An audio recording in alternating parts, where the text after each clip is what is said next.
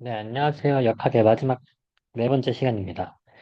오늘은 역학에서 실제 로봇 모델들의 역학이 어떻게 되는지, 역학 모델링을 어떻게 하는지 간단한 예시들을 살펴보며 이제까지 배웠던 내용들이 실제로 역학 모델이 실제로 어떻게 나오는지를 살펴보도록 하겠습니다.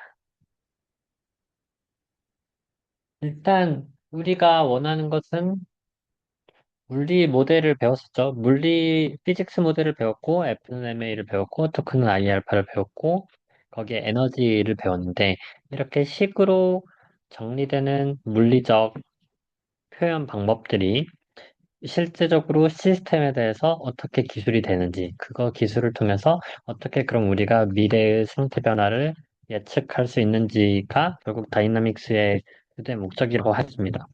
그러나 그 다이나믹스로 표현을 하는 데 있어서 우리가 어디까지 얼마나 복잡하게 이러한 식들을 구성하는 게 중요한지에 대해서 이야기를 해볼 수가 있을 것 같아요. 예를 들어, 그냥 자동차를 하나 모델링 한다고 합시다. 우리가 이 자동차를 하나의 박스 같은 형태의 고루 분포된 질량에 바퀴 4개가 된 형태로 자동차를 만들어낼 수도 이게 그냥 자동차의 역학 모델이다라고 가정을 할 수도 있을 것 같고요. 아니면 바퀴 4개가 아니라 그냥 포인트 매스 하나로 그냥 질량 하나의 시스템에다가 오솔레이션을 준다, 회전을 준다 하는 형태의 자동차 역학 모델을 구성할 수도 있겠죠. 하지만 실제 자동차 역학 모델을 따져본다고 하면 그게 바퀴가 있을 거고 바퀴 안에서 이 축이 있을 거고 축에서의 기어나 컨버터나 엔진이나 브레이크나 굉장히 수많은 형태의 자동차가 자동차의 움직임에 관여하는 부품들과 요소들이 있을 것입니다. 이런 서스펜션, 엔진, 기어, 클러치, 수많은 이 모든 기, 기구학적 도구들을 과연 자동차로 식을 표현해서 얘의 움직임을 구현을 할 것인지, 예를 들어 스프링이 있는 이 댐퍼, 서스펜션 시스템이라고 하면 이 댐퍼까지를 고려해서 자동차의 충격 흡수가 왔다 갔다 되는 것에 자동차의 Z 방향의 예측을 할 것인지. 근데 그렇게까지 자동차의 Z 방향이 아주 조금 움직일 텐데, 움직이는 것, Z 방향을 움직인다고 하면 타이어가 얼마만큼 눌리냐에 따라서도 움직일 수가 있겠네요. 이러한 사소한 부분까지 다 모델링을 해서 전체 굉장히 복잡한 식에 대해서 자동차를 알 것인지 아니면 그냥 단순하게 얘네들이 강체라고 가정을 하고 그냥 회전을 한다거나 아니면 XY로 평면으로만 움직인다거나 하는 어프록시메이션을 선택을 할 수가 있겠죠. 그런 측면에서 우리가 어디까지 이 자동차의 역학 모델을 보느냐. 처음에 포인트 매스부터 시작해서 바이시클 모델, 다이나믹 바이시클 모델, 타이어를 고려하기 시작할 수 있고, 3D를 모델을 고려할 수 있고, 서스펜션, 파워트레인 등등등 기구학적인 거에서 엔진의 연력학적인 부분 아니면 전자기 시스템의 부분, 그러니까 구성할 수는 있을 겁니다. 이랬을 때 이 수많은 복잡한 모델들이 있는데 그 모델들에서 대표적으로 사용되는 모델들이 있을 것 같고요. 그래서 우리가 일반적으로 움직임을 관여하는 모바일 로봇이나 다양한 형태의 로봇들을 간단한 예제에서부터 점점 복잡한 로봇까지 진행이 되는데 그 로봇들이 어떻게 예시가 되는지. 그래서 그 진행이 되면은 우리가 시뮬레이션에서 활용을 할 수 있는데 얼마나 시뮬레이션에서 잘 활용이 되고 있는지에 대해서 아주 간략하게, 간단하게만 살펴보도록 하겠습니다. 그 살펴보기 이전에 있어서 한 번만 조금만 더 정리를 하고 가면, 결국 우리가 말했었던 다이나믹스 모델은 예측 모델이었어요. 어떠한 모델이 비클, 로봇의 상태들을 어떻게 시간에 따라 바뀌냐. 근데 시간에 따라 바뀌는 게 가만히 놔뒀을 때 바뀌는 게 아니라 컨트롤 인풋을 계속해서 입력해 주었을 때 그 상태가 바뀌는 것에 대해서 기술하는 모델이 이 다이나믹스 모델이라고 하였습니다. 이 다이낙스 모델을 디스크리트한 우리가 이산화된 형태의 모델로 얘기를 한다고 하면 현재 상태에서 또한 액션을 딱 주어졌을 때 그 다음 상태는 어떻게인가 표현을 할 수가 있을 것 같고요. 컨티뉴어스한 모델이든 현재 상태에서 컨트롤 액션을 주었을 때 그 변화율이 어떻게 된다라고 연속적인 시간에 따라 모델링이 만들어질 수도 있어요. 사실 우리는 연속적인 시간에 대해서 살고 있기 때문에 컨티뉴어스한 모델이 적합하기는 한데 이 컨티뉴어스 모델이 결국 시뮬레이션을 하고 데이터를 얻어야 되고 했을 때 널리니어한 형태의 함수라면 컨티뉴어스 모델을 정확하게 적분을 해서 얻어내기가 어려울 때가 있으므로 그럼 그럴 때 그냥 단순화해서 오일러 디스크리타이제이션을 자주 사용하곤 하는데요. 컨티뉴어스 모델이 리니어한 형태로 어프록시메이션을 해서 그때 그 순간의 컨티뉴어스 모델에 대해서 델타 t를 곱해줘서 이게 타임 스텝 뭐 0.1초, 0.01초, 0.0001초마다 점점점점 상태가 변한다 하는 형태로 이렇게 실제 시뮬레이션은 일반적으로는 이 적분보다는 컨티뉴어스 모델을 다루기보다는 디스크리트한 모델 형태로 이 모델을 다루게 됩니다.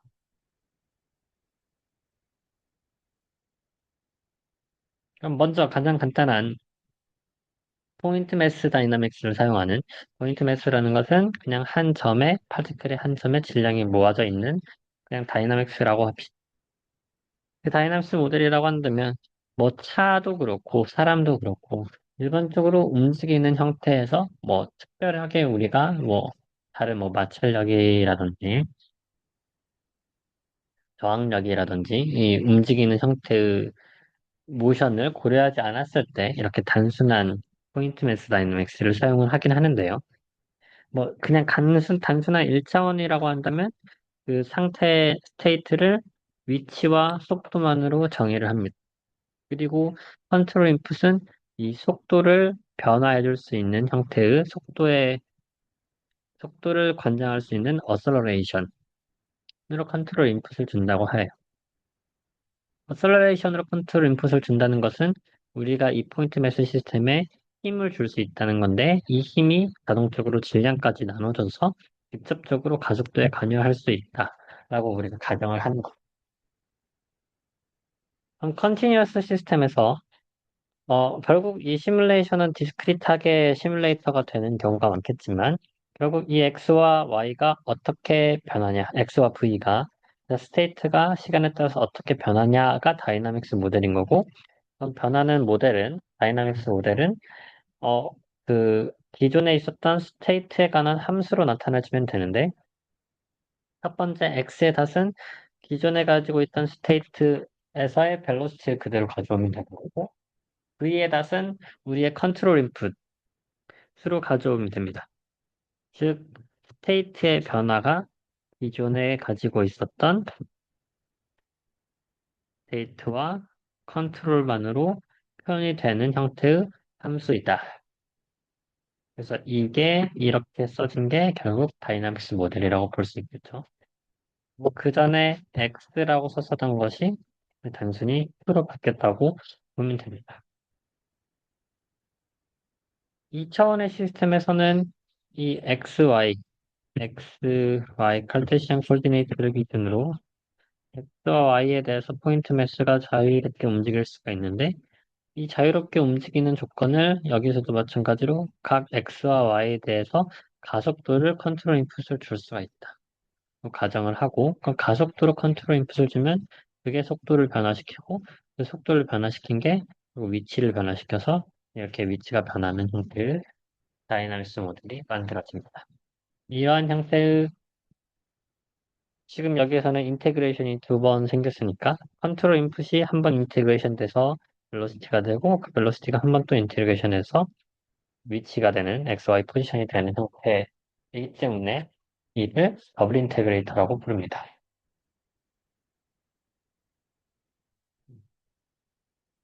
자, 이제 조금 더 자동차스러운 형태의 모델, 가장 간단한 로봇이 모바일 로봇이니까, 바퀴가 달린 로봇이 움직이기가 좋은데요. 이 바퀴가 달린 로봇에서 유니사이클, 바퀴가 하나인 형태의 자동차가 있다고 합시다. 어쨌든 어쨌든 바퀴로 움직이게 되니까 이 휠을 통해서 움직이는데 휠을 여러 개 나는 것이 아니라 하나로서 움직이는 뭐 외발 자전거라고 생각을 하면 되겠죠. 그럼 이 외발 자전거의 모델은 지금 스테이트를 X와 Y와 세타로 두었고 결국 외발 자전거에서 바꿀 수 있는 것은 이 어떻게 명령어를 주냐라는 것은 앞으로 어떻게 속도를 가냐 그리고 앞으로 어떻게 회전을 하냐를 명령어를 줍니다. 더블 인터그레이터에서는 힘을 기준으로 인풋을 하였기 때문에 어셀레이션이 인풋이 되었는데 여기에서도 마찬가지로 어셀레이션으로 인풋을 줘도 상관이 없고요. 그 다음에 거기에서 한 번 더 적분을 해가지고 스테이트가 만들어줘도 되는 거고 그렇지 않다면 그냥 조금 더 간편하게 봤었을 때 우리가 단순히 바로 속도 제어를 할 수 있다. 바로 속도 제어를 한다는 것은 뭐 사실상은 불가능한 일이지만 가속도를 충분히 빠르게 줘서 속도를 원하는 시점까지 빠르게 제어할 수 있을 때, 그럼 우리는 속도를 제어할 수 있다라고 가정을 할 수가 있고, 원하는 속도로 바로 컨트롤 인풋을 준다고 하여 이렇게 다이나믹스 모델을 만들 수가 있습니다. 그럼 여기에서는 세타가 개입되고 세타에 맞춰서 벨로시티가 진행이 되기 때문에 그 벨로시티 세타를 회전시키면 세타를 회전시키면 거기에 벨로시티의 XY 방향이 바뀌는 거고 그럼 X만큼은 어떻게 바뀌냐? V 코사인 세타. Y만큼은 V 사인 세타. 그 세타가 바뀌는 것은 우리가 명령어를 주는 오메가. 이것도 다시 쓰면 결국 우리가 가지고 있었던 상태 변수 Q와 컨트롤 인풋 U에 관한 함수로 나타내진 것이므로 논리니어 함수이긴 하지만 비선형 함수이긴 하지만 상태와 컨트롤 인풋의 함수로 나타내진 다이나믹스 모델이라고 볼 수가 있습니다.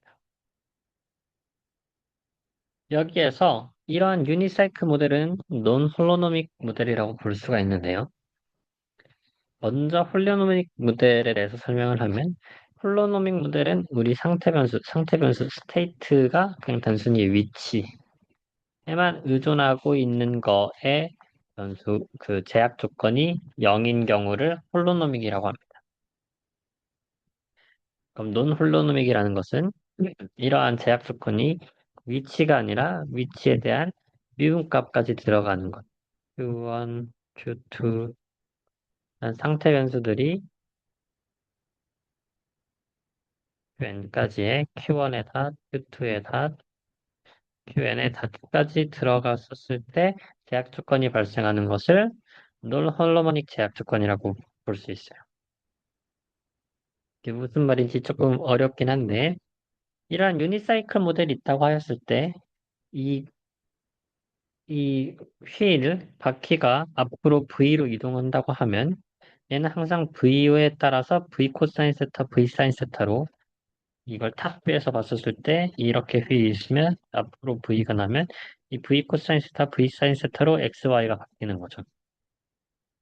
이렇게 명령어를 주는 입장에서는 이 V의 수직한 방향, 이 휠의 수직한 방향으로 사이드, 된 사이드 슬립, 사이드웨이 벨로시티가 일어날 수가 없습니다.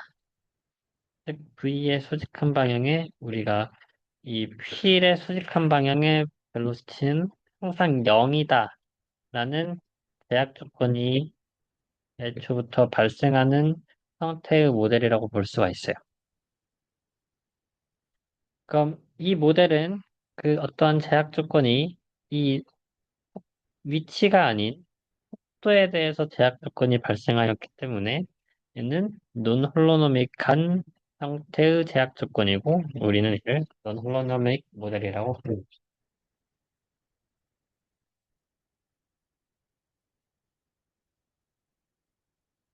유니사이클의 바퀴가 하나만 있었는데 이 바퀴가 하나만 있으면 아무래도 조금 더 단순해지기는 하죠. 당연히 실제 대부분 우리가 움직이는 자율주행 자동차는 바퀴가 4개는 될 거고 4개까지 가지 않더라도 먼저 그 회전을 하기 위해서 즉 여기에서 첫 번째 바퀴가 하나가 있다는 것은 회전을 하는 것 자체가 이 바퀴를 기반으로 회전하는 게 아니라 이 시스템 전체가 알아서 회전을 하는 건데 이 바퀴 두 개가 있으면 이 두 개를 기반으로 이 바퀴의 각자의 속도를 바꿔주면서 회전을 할 수가 있습니다. 왼쪽 바퀴의 각속도를 오메가 L, 오른쪽 바퀴의 각속도를 오메가 R이라고 하면 왼쪽 바퀴의 중앙에서 나가는 속도 VL은 R 오메가 L, VR은 R 오메가 R이라고 기술을 할 수가 있죠.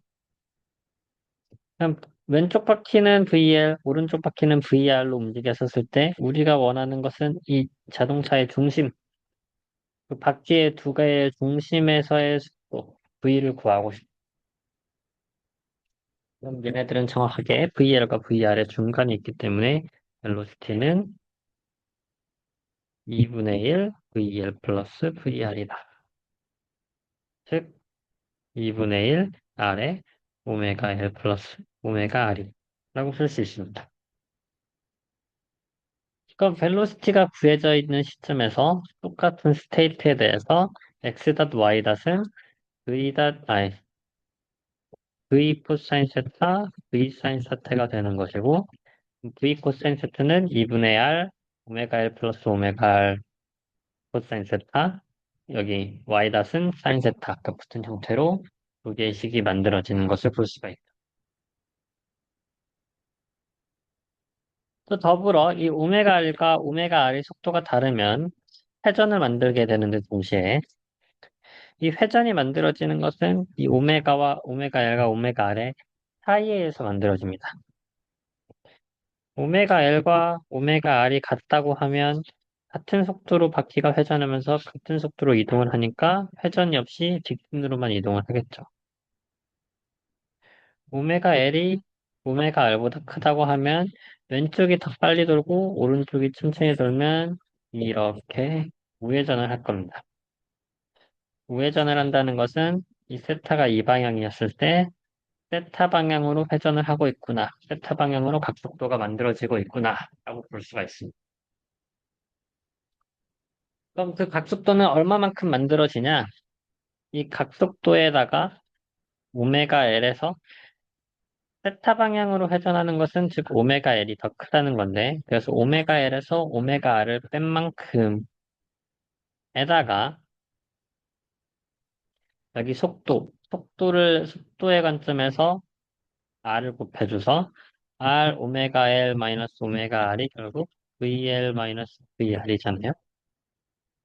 이 VL-VR만큼의 바퀴 속도의 차이가 있는 거고, 이 바퀴 속도의 차이는 실제로 이 세타가 변하는 세타의 각속도, 하체의 세타의 각속도에 이 각속도는 어떠한 점을 기준으로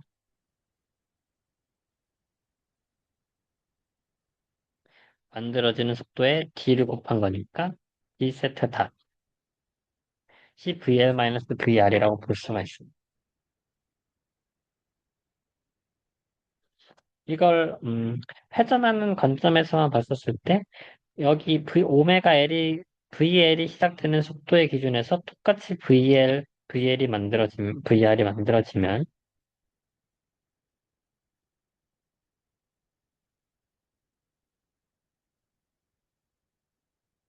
이 반대 방향으로 D만큼의 반대 방향으로 이렇게 회전이 만들어지는 게 결국 VR과 VL의 사이다라고 해석을 할 수가 있어요.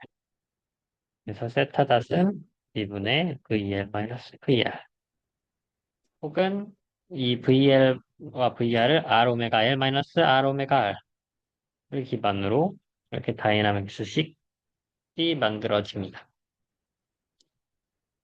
뭐 다이나믹스식이라고 말하고는 있지만 뭐 다이나믹스 중에서도 여기에서는 지금 폴스를 사용하고 있지 않기 때문에 키네마틱한 이퀴에이션이라고 볼 수가 있습니다. 그래서 이거를 키네마틱 유니사이클 모델, 뭐 키네마틱 디퍼런셜 드라이브 모델 이런 형태로 모델의 이름을 명명할 수 있어요.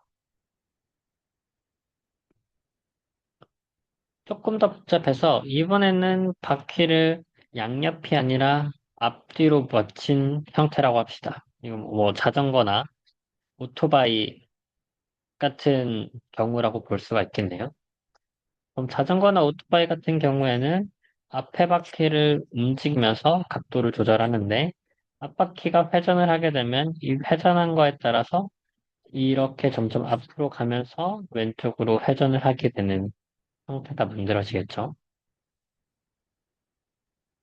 여기에서 스테이트는 조금 더 복잡해지는데 이 비이클 자체의 무게중심을 기준으로 이 비이클이 바라보고 있는 각도 프사이라고 했을 때 여기에서의 세타랑 프사이가 뭐 비슷한 개념이라고 보면 될 것 같아요.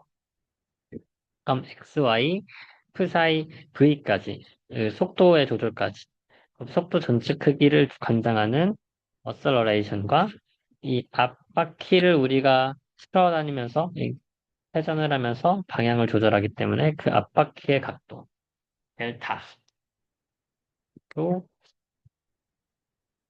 컨트롤 인풋을 줄 수가 있습니다.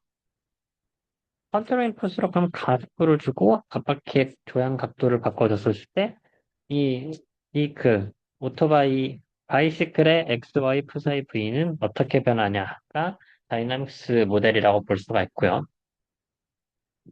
그럼 여기서 새로운 값 프사이는 뒤에서 이 전체의 차축이 흔들어지는 각도를 프사이라고 보고 여기서 실제 벨로시티 V가 움직이는 각도는 여기에서 베타만큼이 추가가 됩니다. 그럼 베타만큼 추가가 돼서 XY가 움직이기 때문에 얘는 V 코사인 프사이 플러스 베타 또 X 닷 Y 닷을 식을 만들어낼 수가 있어요. 왜 베타만큼 추가가 되냐? 여기 뒷바퀴에 대해서는 속도가 이쪽으로 가고, 앞바퀴에 대해서는 속도가 이쪽으로 가겠죠? 그럼 중간이기 때문에 앞으로 가는 것과 이 대각선으로 가는 길의 중간으로서 이 베타 각이 만들어지면서 벨로시티가 만들어진다고 볼 수가 있습니다.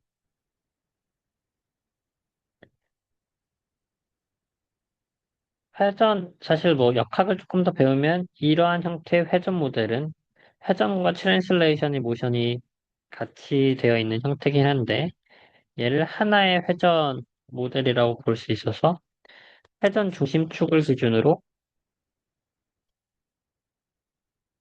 모두 수직인 형태로 벨로시티가 만들어지는 이 중심점을 기준으로 전체가 한꺼번에 크게 회전하는 형태다라고 모션을 해석할 수도 있습니다.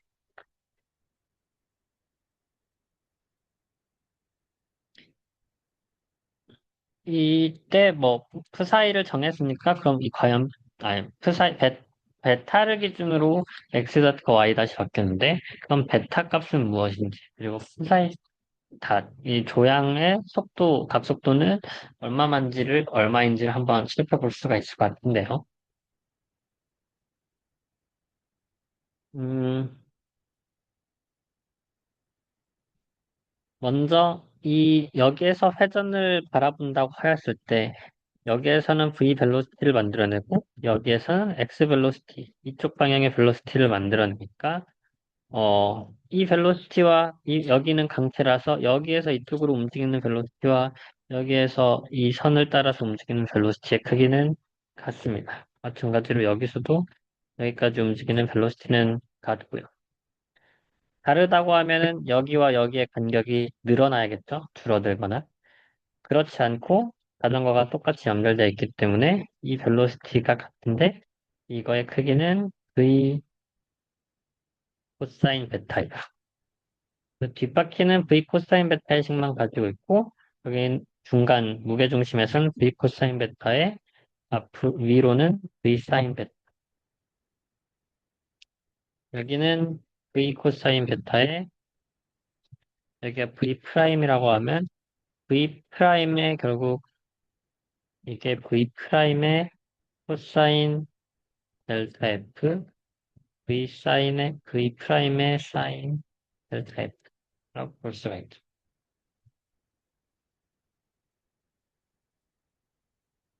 그럼 여기 기준으로 전체가 회전하고 있는 형태의 오메가를 각속도를 오메가라고 가정을 했을 때, 이 오메가는 어떠한 기준으로도 이 각속도가 똑같은데, 그럼 뒷바퀴 중축을 기준으로 이 G에 대해서 각속도를 회전하는 형태의 모습은 LR 사이다.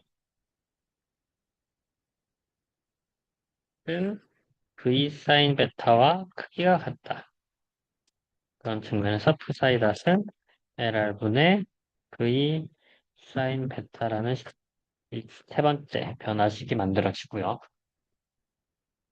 네 번째, 어, 여기서도 똑같이 LR 플러스 LF 프사이닷은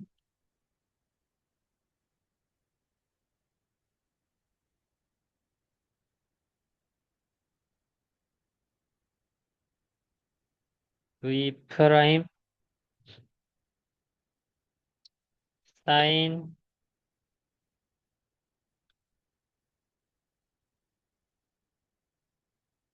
델타 F가 되는 거고요. 여기 V 프라임의 코사인 델타 F가 V 코사인 베타니까 탄젠트 델타 F가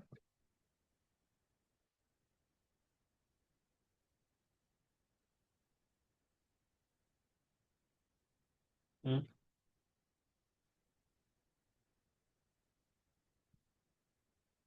탄젠트 델타 F가 결국 V 코사인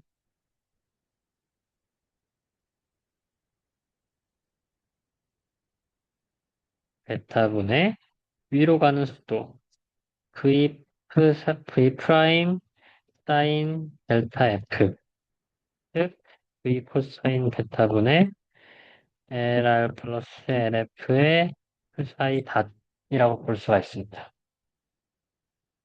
그럼 LR과 LF의 사이 닷은 아까 여기에서 썼던 것과 같이 LR의 사이 닷은 V 사인 베타인 거고요. V 코사인 베타의 V 사인 베타. 여기도 마찬가지로 그대로 이 LF에다가 사이 닷을 해준 것은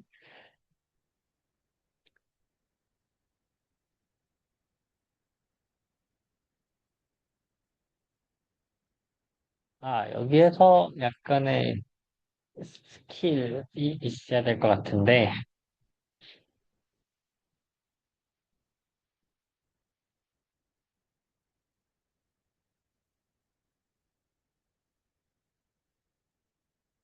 결국 계산을 하고 있는 거에 어, 이 LR을 크기로 했었을 때 V 사인 베타가 생겼으니까 LF가 했었을 때 여기에서의 속도는 얼마만큼 이 V 프라임 사인 베타 델타 F가 생기냐.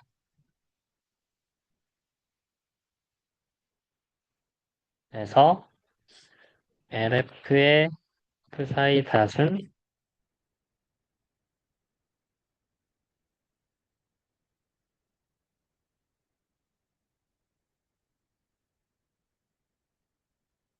LR분의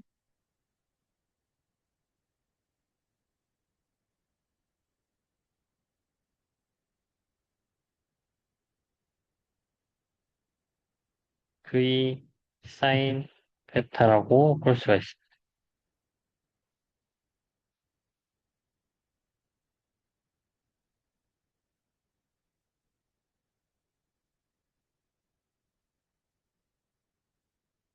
맞나?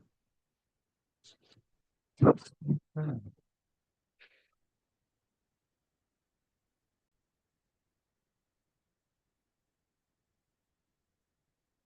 네. 여기서 결국 V 사인 델타 F가 여기만큼의 크기가 V 사인 베타고 그럼 이게 LR 프 사이 닷이었는데 여기만큼의 크기는 LR 플러스 LF에다가 프 사이 닷이 되는 거죠. 그럼 LF의 프 사이 닷은 결국 V 사인 베타가 LR 프 사이 닷이니까 LF 프사이닷은 LR 프사이닷 곱하기 LR분의 LF를 해주는 거라고 볼 수 있어서 LR분의 LF, LR 프사이닷은 V 사인 베타라고 볼 수 있습니다. 그럼 얘는 여기도 마찬가지로 LR분의 LF V 사인 베타가 되는 거고, 얘는 1 플러스 LR분의 LF 탄젠트 베타가 된. 그럼 탄젠트 베타와 탄젠트 델타 F의 관계식이 만들어졌기 때문에 베타는 역탄젠트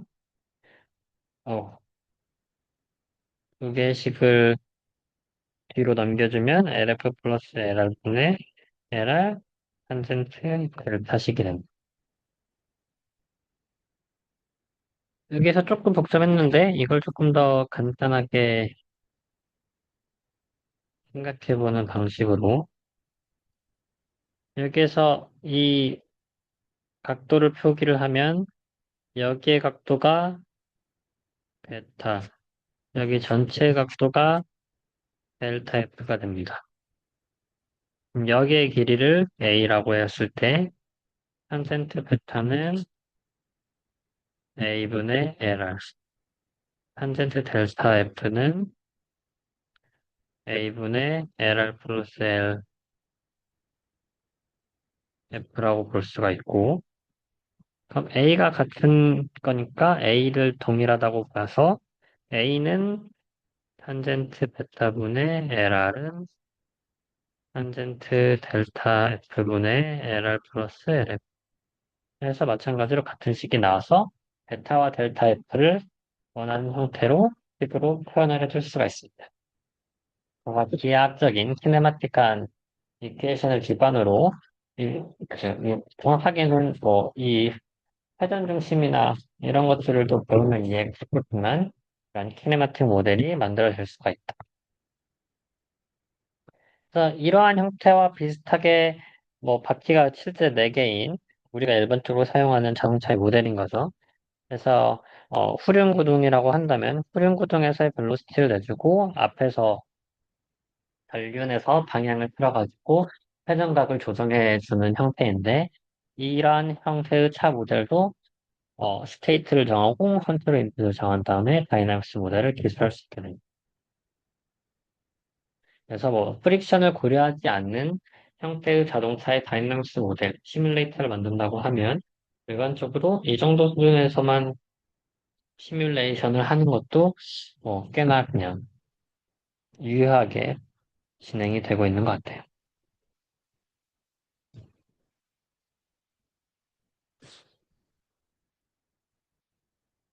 또 뭐 이제 자동차만 로봇을 하는 게 아니라 자동차에다가 점점 매니플레이트를 달면서 로봇 암을 달기 시작하면서 이것저것 작업을 하는 형태의 일들이 많아지고 있는데 이거랑 가장 비슷한 형태의 그 대표적인 모델링 예시가 카트풀입니다.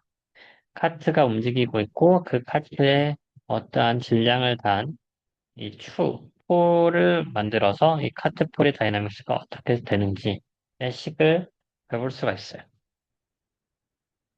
카트폴의 경우에는 이 위에 로봇이랑은 다르지만 우리가 지금 제어하고자 하는 것은 밑에 카트를 밀거나 당기는 것밖에 안 됩니다. 사실 카트폴의 문제는 대표적인 제어 문제라서 밑에 카트를 당겨서 뭐 움직일 수 있을 때 이 폴이 중앙에서 쓰러지지 않게 제어를 어떻게 할 것인가를 이 모델링을 기반으로 제어하는 형태의 문제인데요. 그럼 여기에서 mg가 발생하고 세타 여기가 밀면은 미는 거에 따라서 원심력 회전이 발생하기 때문에 카트가 밀면 밀수록 당연히 얘는 이쪽으로 뒤로 밀려나게 되는 거고 그럼 밀려나는 것 때문에 회전이 발생하겠죠. 카트가 이쪽으로 오면 폴이 이쪽으로 밀리게 되는 거고 그러면서 여기도 회전이 발생하는데 이 복잡한 형태의 과정을 식으로 나타내면 이 x와 세타의 관계가 다음과 같이 만들어집니다. 그럼 x의 투닷과 세타의 투닷에 관한 식으로 만들어지기 때문에 그리고 세타의 뭐, 첫 번째 미분과 두 번째 미분한 형태로 만들어지기 때문에 이걸 매트릭스 형태로 정리를 하면 두 번째 미분과 첫 번째 미분한 것에 대한 논리니어 함수를 기반으로 컨트롤 인풋이 만들어지는 형태의 함수가 된다. 이렇게 다이내믹스 모델링이 된다라고 간단하게 정리가 될 수 있어요. 여기서는 이 폴을 직접적으로 제어하는 형태의 컨트롤 인풋이 적용되지 않기 때문에 스테이트가 두 개인데 입력값은 하나니까 두 개의 스테이트를 한꺼번에 컨트롤할 수 없고 하나하나씩 컨트롤할 수가 없고 두 개가 동시에 적용되는 형태의 시스템으로 이러한 형태를 언더 액추에이티드 시스템이라고 합니다. 그럼 반면에 스테이트가 적은데 스테이트보다 컨트롤 인풋이 훨씬 많다. 이 시스템을 오버 액추에이티드 시스템이라고 부를 수가 있겠죠.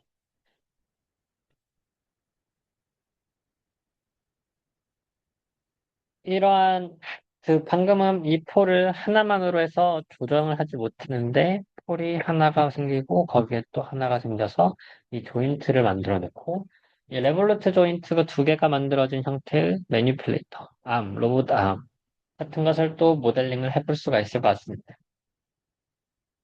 그럼 여기서 회전만 가능한다고 하면 이 로봇 암의 각도 세타1 여기 첫 번째 로봇 암으로부터 두 번째 로봇 암까지의 각도 여기가 세타1이면 여기에서의 추가적인 각도 세타2라고 했을 때 이 세타1과 세타2를 기반으로 이 최종 엔딩 벡터 마지막 포지션의 위치를 식을 계산을 해볼 수가 있을 거고 얘네들도 여기에서 회전을 주고 여기에서 회전을 줬을 때 실제로 전체 위치가 어떻게 반응하는지 포크에 따라 어떻게 만들어지는지에 대한 다이나믹스식을 다음과 같이 비선형 함수와 뭐 중력과 질량과 이렇게 1차, 2차 미분 값을 기반으로 만들어낼 수가 있습니다. 그래서 비슷한 형태의 모델인데 이러한 형태의 모델이 이러한 매트릭스로 표현된 형태의 다이나믹스 모델이 대표적인 우리가 흔히 쓰는 로봇의 모델이라고 여기면 될 것 같아요. 이게 마찬가지로 드론에도 적용이 되고요.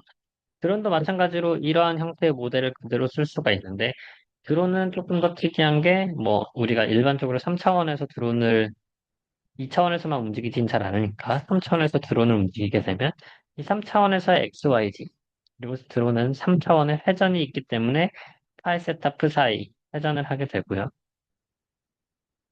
파이 세타 프 사이로 회전을 하게 되면 이 위치 포지션과 포지션에 대한 벨로시티, 각도, 그리고 각도에 따른 각가속도, 아, 각속도 까지가 전체의 스테이트가 되고 거기에 맞춰서의 컨트롤 인풋.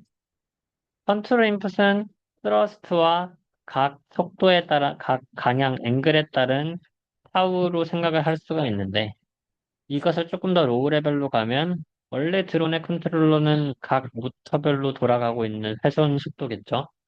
이 오메가, 오메가 2, 오메가 3, 오메가 4를 기준으로 그 추력이 만들어지는데 이 만들어지는 네 개의 추력이 결과론적으로는 전체를 밀어내는 힘과 얘네들이 어떻게 각속도를 어떻게 회전하는지에 따라서 만들어지는 거로 연동이 될 수가 있어서 제너럴한 컨트롤 인풋을 이러한 형태로 드론을 만들게 됩니다. 그럼 이런 드론 형태가 만들어지고 스테이트가 정했으면 마찬가지로 그전에 있었던 질량이나 뭐 댐핑이나 이런 것들 텀을 기준으로 다이나믹스 모델을 만드는 게 쿼드라터라고 볼 수가 있습니다. 쿼드라터뿐만이 아니라 뭐 이런 플로팅한 비클, 뭐 마린 비클이라고 하면은 수중에서의 언더워터 비클도 있을 거고 이 서페이스에서 돌아다니는 서페이스 비클, 즉 배 같은 것도 있을 텐데요. 여기서도 사실 똑같은 거고요. 거의 굉장히 똑같은 식인데, 이 코리올리와 댐핑 효과인데, 여기서 스테이트를 특별하게 누와 뭐 앵글에 관해서는 베타라는 형태로 스테이트를 기술을 하곤 합니다. 여기에서는 조금 더 뭐 특징이 있다면, 우리가 배나 뭐 이런 수중 로봇이 움직인다고 하였을 때 배만 움직이게 하는 배만 움직이고 있는 게 아니라 얘가 움직이기 위해서는 여기에 맞닿아 있는 물들을 밀어내서 움직여야 돼요. 실제로 로봇이 물속에서 이렇게 잠겨 있고 로봇이 이만큼 움직였다고 하면 움직이면서 만들어진 빈 공간으로 물이 실제로 이동을 하고 여기 앞에 있었던 물들도 앞으로 빠져야겠죠. 전체 물이 같이 이동을 해야 되기 때문에 이 로봇이 움직이는 것 외에도 빈 공간을 차지하려는 물의 움직임, 그리고 로봇이 움직여야 하는 공간의 물이 빠져야 하는 움직임이 만들어지는 게 이 볼륨 2가 되고요. 그것 때문에 또 플루이드가 움직이는 것 외에도 추가적으로 물이 한번 움직이게 되면 이 빈 공간을 채우려고 하는 움직임뿐만이 아니라 물 자체에서 이 주변을 감싸고 있는 물 전체가 다 같이 움직이게 됩니다. 즉, 유체에 둘러싸여 있는 형태의 물체는 물체만 있는 게 아니라 그 주변의 물체도 같이 합쳐져서 움직이게 되고, 그 합쳐져서 움직이기 때문에 우리가 마치 물의 무게까지 합쳐진 질량이 전체적으로 움직이는 효과가 만들어져요. 드래그 폴스도 발생을 하고, 뭐 리프트 폴스도 발생하고, 다양한 항력들이 발생하지만, 항력과 더불어 이 원래의 물체의 질량에 에디드네스 된 형태까지 추가돼서 이 다이나믹스 식의 이퀘이션이 만들어진다. 라는 게 또 새로운 형태의 복잡한 특징이라고 볼 수 있습니다.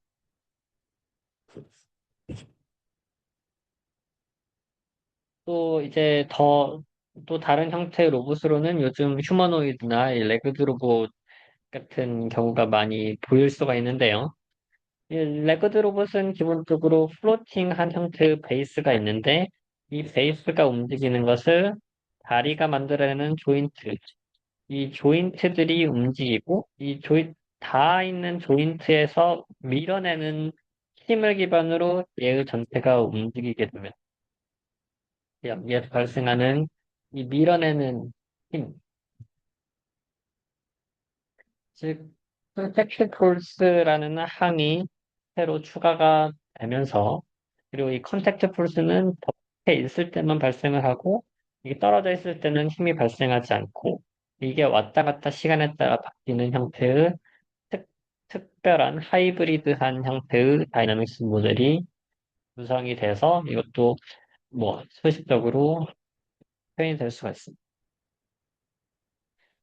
그래서 처음에 간단한 뭐 자동차 모델이 가장 쉬웠지만 그 자동차 모델에서 점점 스테이트도 많아지고 뭐 학력도 많아지고 고려해야 될 것들도 많아지고 이렇게 해서 역학 모델이 복잡해지게 되는데 그래서 점점점 더 제어가 어려워지고 우리가 그럼 연구를 하고 어떻게 다 잘 움직이게 할 수 있을지에 대해서 공부를 해야겠죠.